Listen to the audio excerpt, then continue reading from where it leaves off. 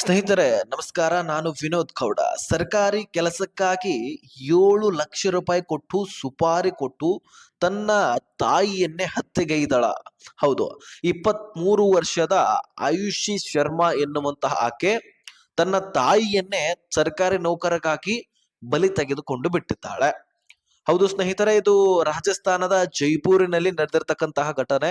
ನಮ್ಮ ಸಮಾಜ ಯಾವ ದಿಕ್ಕಿಗೆ ಸಾಗ್ತಾ ಇದೆ ಅನ್ನೋದೇ ಗೊತ್ತಾಗ್ತಾ ಇಲ್ಲ. ಇಂತಹ ಪ್ರಕರಣಗಳು ಬೆಳಕಿಗೆ ಬಂದಾಗ ಬಹಳ ಬೇಸರ ಬಂದ್ಬಿಡುತ್ತೆ. ಎಂತಹ ಮಕ್ಕಳನ್ನ ಸಮಾಜದಲ್ಲಿ ನಾವು ನೋಡ್ತಾ ಇದೀವಿ. ಇಂತಹ ಮಕ್ಕಳನ್ನ ತಂದೆ ತಾಯಿಯರು ಈಗ ಅವರನ್ನ ನೋಡಿದ್ರೆ ಮುಂದೆ ಏನ್ ನೋಡ್ಕೊಳ್ತಾರೆ ಇವರು. ಈಗ ಕೊಲೆ ಮಾಡುವಂತಹ ಒಂದು ಸಾಹಸವನ್ನ ಮಾಡ್ತಿದ್ದಾರೆ. ಇನ್ನು ಮುಂದಿನ ದಿನಗಳಲ್ಲಿ ನೋಡ್ಕೊಳ್ಳೋ ದೂರ ಉಳಿತು ಸ್ನೇಹಿತರೆ. ಸಮಾಜದಲ್ಲಿ ನಾವು ಈಗ ಕಳ್ಳರು, ಕದಿಮರು, ಆರೋಪಿಗಳು ಅಲ್ಲೋ ಇಲ್ಲೋ ಇದಾರಂತ ನಾವು ಗಮನಿಸುವ ಹಾಗಿಲ್ಲ. ನಮ್ಮ ಮನೆಯಲ್ಲಿನೇ ಇದಾರಂತ ಗಮನಿಸಬೇಕಾಗ್ಬಿಟ್ಟಿದೆ. ಅಂತಹ ಪರಿಸ್ಥಿತಿಗಳು ಈಗ ಬಂದ್ಬಿಟ್ಟಿದೆ. ಸ್ನೇಹಿತರೆ, ಅಷ್ಟಕ್ಕೂ ಈ ಪ್ರಕರಣ ಏನು, ಇದರ ಕುರಿತಾಗಿ ಒಂದಿಷ್ಟು ವಿಷಯಗಳನ್ನ ನಿಮ್ ಮುಂದೆ ಇಡ್ತೀನಿ. ಸೊ ಮಕ್ಕಳಿದ್ದವರು ಪ್ರತಿಯೊಬ್ಬರು ಕೂಡ ವೀಕ್ಷಿಸಲೇಬೇಕಾದಂತಹ ವಿಷಯ. ಚಾನಲ್ಗೆ ಸಬ್ಸ್ಕ್ರೈಬ್ ಮಾಡಿಲ್ಲ ಅಂದ್ರೆ ಸಬ್ಸ್ಕ್ರೈಬ್ ಮಾಡ್ಕೊಂಡ್ ಬಿಡಿ ಸ್ನೇಹಿತರೆ, ಜೈಪುರಿನಲ್ಲಿ ಆಸ್ತಿ ಹಾಗೂ ಸರ್ಕಾರಿ ಕೆಲಸಕ್ಕಾಗಿ ಹಂತಕರಿಗೆ 7 ಲಕ್ಷ ರೂಪಾಯಿ ಸುಪಾರಿ ಕೊಟ್ಟು ಮಗಳೇ ಅಮ್ಮನನ್ನ ಕೊಲೆ ಮಾಡಿಸಿ ಬಿಟ್ಟಿದ್ದಂತಹ ಪ್ರಕರಣ ಬೆಳಕಿಗೆ ಬಂದಿದೆ. ಇದು ಮೂಲತಃ ಜೈಪುರ್ನಲ್ಲಿ ನಡೆದಿರ್ತಕ್ಕಂತಹ ಘಟನೆ. ಆಯುಷಿ ಶರ್ಮಾ ಆಕೆಯ ಹೆಸರು. 23 ವರ್ಷದವಳ ಆಕೆ. ಇನ್ನು ತನ್ನ ತಾಯಿ ಸರ್ಕಾರಿ ಉದ್ಯೋಗಕ್ಕಾಗಿ ತನ್ನ ಚಿಕ್ಕಪ್ಪ ಮೋಹನ್ ಜೊತೆಗೆ ಸ್ವರೂಪ್ ಮತ್ತು ಸಹೋದರ ಸಂಬಂಧಿಯ ಜೊತೆಗೆ, ಆತನ ಹೆಸರು ಬಲರಾಮ್ ಅಂತ, ಸೊ ಅಲಿಯಾಸ್ ಅವನಿಗೆ ರವಿ ಅಂತ ಕರೀತಾರಂತೆ, ಅವನ ಜೊತೆಗೇನೆ ಇನ್ನು 5 ರಿಂದ 7 ಜನ ಬಾಲಕರಿದ್ರಂತೆ. ಎಲ್ಲರೂ ಕೂಡ ದೊಡ್ಡವರೇ.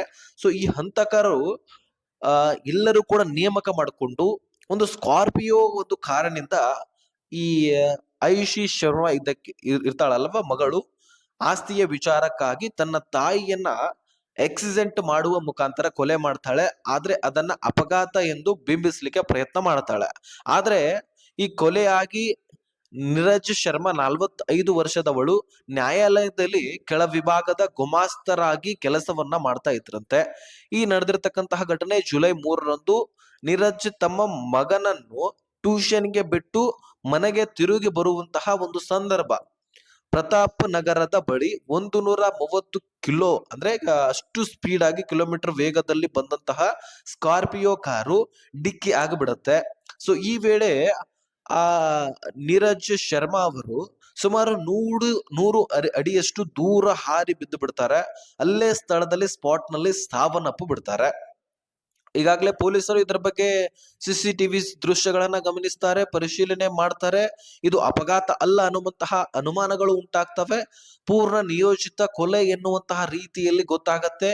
ಇದರ ಬಗ್ಗೆ ತನಿಖೆಯನ್ನ ನಡೆಸಲಾಗತ್ತೆ. ಕೊಲೆ ಸಂಚು ಆಗಿದೆ ಎನ್ನುವಂತಹ ಮಾಹಿತಿ ಬಯಲಾಗತ್ತೆ. ಈ ಪ್ರಕರಣಕ್ಕೆ ಸಂಬಂಧಿಸಿದಂತೆ ಆಯುಷ್ ಶರ್ಮಾ ಸೇರಿದಂತೆ 7 ಜನ ಆರೋಪಿಗಳು, ಅಂದ್ರೆ ನೀರಜ್ ಶರ್ಮಾ ಅವರ ಮಗಳು ಆಯುಷ್ ಶರ್ಮಾ ಆಕೆ ಜೊತೆಗೆ ಇನ್ನು 7 ಜನ ಆರೋಪಿಗಳನ್ನ ಪೊಲೀಸರು ಬಂಧಿಸ್ತಾರೆ.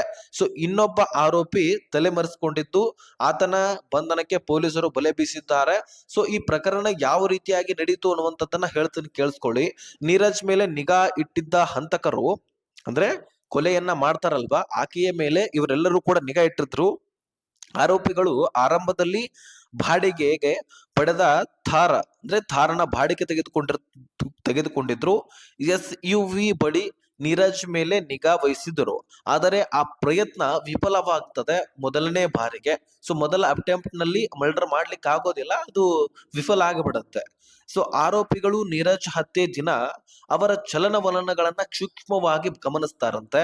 ಆರೋಪದಲ್ಲಿ ಈಗ ಒಬ್ಬನಾದಂತಹ ಮೋಹಿತ್ ಶರ್ಮಾ ಆಕೆಯ ಸ್ಥಳವನ್ನ ತಿಳಿದುಕೊಳ್ತಾನೆ. ಮತ್ತೋರ್ವ ಆರೋಪಿ ರೋಹಿತ್ ಜಾಧವ್ ಅನ್ನುವಂತಹ ಬೈಕ್ ನಲ್ಲಿ ಹತ್ಕೊಂಡು ಅವರ ಹಿಂದೆಯೇ ಇರ್ತಾರಂತೆ. ಸೊ ಜೊತೆಗೆ ಹಂತಕದಲ್ಲಿರ್ತಕ್ಕಂತಹ ಒಬ್ಬ ಅಂದ್ರೆ ಆಕಾಶ್ ಶರ್ಮಾ ಅನ್ನುವಂಥವನು ಸ್ಕಾರ್ಪಿಯೋವನ್ನ ಚಲಾಯಿಸ್ತಿರ್ತಾನೆ. ಮತ್ತೋರ್ವ ಒಬ್ಬ ಆರೋಪಿ ಸೊ ಅರವಿಂದ್ ಶರ್ಮಾ ಸಹ ಕೂಡ ಕಾರ್ನಲ್ಲಿ ಇದ್ದಂತೆ. ಸೊ ನೀರಜ್ ಹತ್ಯೆಯ ಬಳಿಕ ಸ್ಕಾರ್ಪಿಯೋ ಬಿಟ್ಟು ಬೈಕ್ ನಲ್ಲಿ ಆರೋಪಿಗಳು ಪರಾರಿ ಆಗ್ಬಿಡ್ತಾರೆ. ಏನ್ ಡಿಕ್ಕಿ ಹೊಡಿತಾರಲ್ವಾ, ತದನಂತರ ಬೈಕ್ ಮೇಲೆ ಹತ್ಕೊಂಡು ಪರಾರಿ ಆಗಿಬಿಡ್ತಾರೆ. ಸೊ ಇದು ಮೂಲತಃ ಡೌಟ್ಗೆ ಕಾರಣ ಆಗ್ಬಿಡುತ್ತೆ. ಸೊ ಅಲ್ಲಿಯೇ ನಿಂತಹ ಬೈಕ್ ಮೇಲೆ ಹತ್ಕೊಂಡು ಹೋಗ್ತಾರಂತ ಬಳಿಕ ಏನೋ ಡೌಟ್ ಬಂದ್ಬಿಡತ್ತೆ. ಇದು ಪೂರ್ವ ನಿಯೋಜಿತ ಒಂದು ಲಕ್ಷಣಗಳು ಅಲ್ಲಿ ಕಾಣಿಸ್ಬಿಡತ್ತೆ. ಇದೆಲ್ಲವೂ ಕೂಡ ಆಕ್ಸಿಡೆಂಟ್ ಮಾಡುವಂತದ್ದು ಪೂರ್ವ ನಿಯೋಜಿತ ಆಗಿತ್ತು. ಇದು ಒಂದು ಕೊಲೆ ಅನ್ನುವಂಥದ್ದು ಅಲ್ಲಿ ಕಾಣಿಸ್ಬಿಡುತ್ತೆ. ಸೊ ಅನುಕಂಪದ ಮೇಲೆ ನೌಕರಿ ಪಡೆಯಲಿದ್ದ ನೀರಜ್ ಅವರ ಪತಿ ಕೂಡ ಸುಮಾರು 1 ವರ್ಷದ ಹಿಂದೆನೆ ನಿಧನರಾಗಿದ್ರಂತೆ. ಅವರ ಮರಣದ ನಂತರ ನೀರಜ್ ಅನುಕಂಪದ ಮೇಲೆ LD ಕೆಲಸ ಸಿಗತ್ತೆ ಒಂದು ಕೋರ್ಟ್ಗಳಲ್ಲಿ. ಸೊ ಈ ಕೆಲಸವನ್ನ ಆಯುಷ್ಯ ಪಡೆದಿದ್ದಳು. ಸೊ ಅಲ್ಲದೆ ತಾಯಿ ಮಗಳ ನಡುವೆ 2-3 ವರ್ಷದ ಹಿಂದೆನೂ ಕೂಡ ಇದರ ಆಸ್ತಿಯ ವಿಚಾರವಾಗಿ ಒಂದ್ ಸ್ವಲ್ಪ ಭೇದ ಭಾವಗಳು, ನನಗ ಆಸ್ತಿ ಬೇಕು ಅನ್ನುವಂತಹ ಒಂದು ಮಾತುಕತೆಗಳು ಇದೆಲ್ಲವೂ ಕೂಡ ಇಂತಂತೆ. ಸೊ ಇದ್ರೆಲ್ಲದರಿಂದಾಗಿ ಕೊಲೆಯ ಕಾರಣಕ್ಕೆ ಈ ಎಲ್ಲ ಕಾರಣಗಳು ಇದ್ದವಂತೆ. ಅಂದ್ರೆ ಕೊಲೆಯ ಒಂದು ಹಿಂದಿನ ಕಾರಣಗಳು ಆಸ್ತಿ ವಿಚಾರ ಆಯ್ತು, ಜೊತೆಗೆ ಈ ನೌಕರಿಗೂ ಕೂಡ ನನಗ್ ಬೇಕಾಗಿತ್ತು ಅನ್ನುವಂಥದ್ದು ಬೇಡಿಕೆ ಆಯುಷ್ಯದಿತ್ತಂತೆ. ಸೊ ಇದಕ್ಕಾಗಿ ಕೊಲೆ ಮಾಡ್ಲಿಕ್ಕೆ ಮುಂದಾದಳಂತೆ. ಇನ್ನು ತಂದೆಯ ಕೆಲಸದ ಬಯಸಿದ್ದ ಇಂದ ಆಯುಷಿ ತನ್ನ ತಂದೆಯ ಮರಣದ ನಂತರ ಅವರ ಸರ್ಕಾರಿ ಉದ್ಯೋಗವನ್ನ ತಾಯಿ ಬಯಸಿದ್ರೆ, ಆದರೆ ನನ್ನ ತಾಯಿ ಆ ಹುದ್ದೆಯನ್ನ ಪಡೆದುಕೊಂಡಳು. ಸೊ ನನಗ್ ಬೇಕಾಗಿರ್ತಕ್ಕಂತಹ ಹುದ್ದೆಯನ್ನ ಆಕೆ ಪಡ್ಕೊಂಡಳು. ಇದರಿಂದ ನನಗೆ ಬೇಸರವಾಯಿತು. ಅಲ್ಲದೆ ಆಸ್ತಿಯ ಮೇಲೆ ಹಿಡಿದ ಸಾಧಿಸಬೇಕು, ಮತ್ತೆ ನೌಕರಿಯೂ ಕೂಡ ಸಿಗಬೇಕು ಅನ್ನುವಂತಹ ರೀತಿಯಲ್ಲಿ ನಾನು ಕೊಲೆ ಮಾಡಿದೆ ಅನ್ನುವಂತಹ ಒಂದು ಹೇಳಿಕೆಯನ್ನ ಕೊಟ್ಟಿದ್ದಾಳೆ. ಸೊ ಈ ಪ್ರಕರಣಕ್ಕೆ ಸಂಬಂಧಿಸಿದಂತೆ ಆರೋಪಿಯ ಹೆಸರುಗಳನ್ನ ನಾನು ಹೇಳ್ತೀನಿ, ಕೇಳಿಸ್ಕೊಳ್ಳಿ.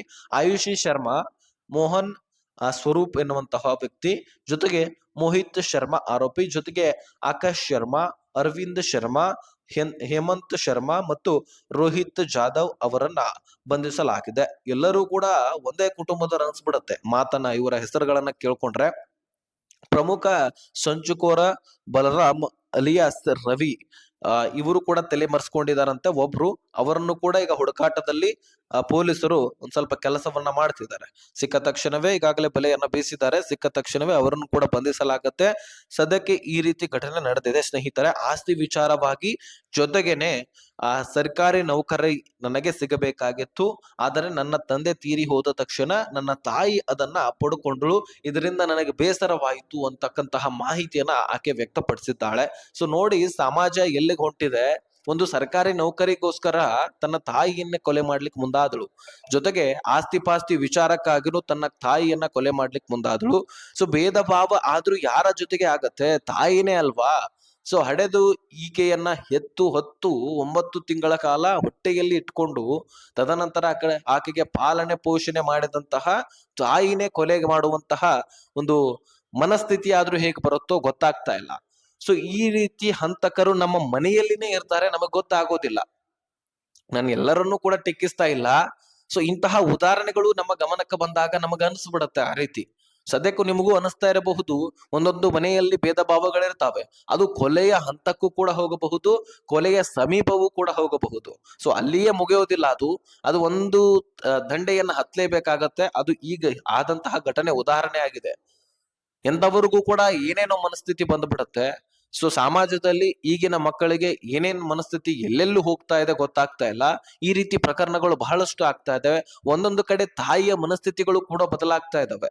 ಸೊ ಯಾರೋ ಒಬ್ಬ ಪ್ರೇಯಸಿಗೋಸ್ಕರ ಮಕ್ಕಳನ್ನ ಕೊಲೆ ಮಾಡೋದು, ಗಂಡನನ್ನ ಹತ್ಯೆ ಮಾಡೋದು, ಗಂಡನಿಗೆ ವಿಷ ಕೊಡೋದು, ಅಥವಾ ಗಂಡ ಇನ್ನೊಬ್ಬ ಹೆಣ್ಣು ಮಗಳಿಗಾಗಿ, ಅಂದ್ರೆ ಇನ್ನೊಬ್ಬ ಹೆಂಡತಿಗಾಗಿ ಮೊದಲೇ ಇರ್ತಕ್ಕಂತಹ ಹೆಂಡತಿಗೆ ಕೊಲೆ ಮಾಡೋದು, ಸೊ ಬಡಿಯೋದು, ಹೊಡೆಯೋದು, ಈ ರೀತಿ ನಾವು ಸಾಕಷ್ಟು ಪ್ರಕರಣಗಳನ್ನ ನೋಡಿ ಬೇಸತ್ತು ಹೋಗ್ಬಿಟ್ಟಿದೀವಿ. ಸೊ ನೀವು ಕೂಡ ಅದರ ಬಗ್ಗೆ ಗಮನಿಸಿರಬಹುದು.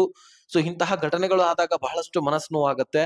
ಸದ್ಯಕ್ಕೆ ಈ ರೀತಿ ಘಟನೆಯ ಬಗ್ಗೆ ನಿಮ್ ಮುಂದೆ ವಿವರ ಇವನ್ನ ಇಟ್ಟಿದ್ದೀನಿ. ನಿಮ್ಮ ಅನಿಸಿಕೆಗಳನ್ನ ಕಮೆಂಟ್ ಮಾಡಿ ತಿಳಿಸಿ. ಇದೇ ರೀತಿ ಅಪ್ಡೇಟ್ಗಳಿಗಾಗಿ ಚಾನಲ್ಗೆ ಸಬ್ಸ್ಕ್ರೈಬ್ ಮಾಡ್ಕೊಳ್ಳಿ.